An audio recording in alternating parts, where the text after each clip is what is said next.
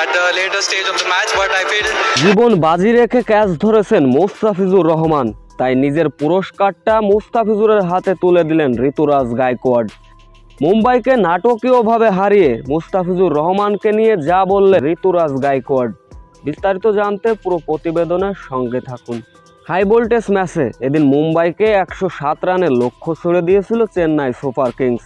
মুম্বাইও run তাড়া করতে নেমে সেই রকমটাই শুরু করলেন রোহিত শর্মা এবং ঈশান কিষান, কিন্তু ঈশান কিষান ব্যক্তিগত 23 রানে সাজঘরে ফিরলেন।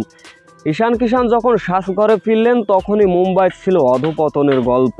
সূর্যকুমার যাদব 0, তিলক বর্মা 31 রানে সাজঘরে ফিরলেন। হার্দিক পান্ডিয়া, টিম ডেভিডের মতো ব্যাটাররা দ্রুত সাজঘরে ফিরেছেন।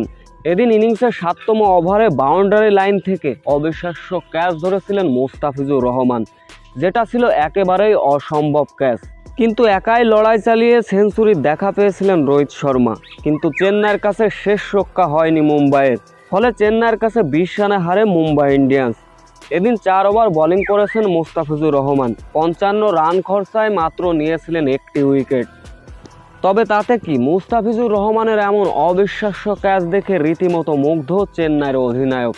ম্যাচ জয়ের পরে ঋতুরাজ গায়কোয়াড় মুস্তাফিজুর রহমানের অমন ক্যাচকে প্রশংসায় ভাসিয়েছেন। তিনি বলেন, মুস্তাফিজুর রহমানের ওই ক্যাচটাই আমাদের ম্যাচের মোড় ঘুরিয়ে দিয়েছে।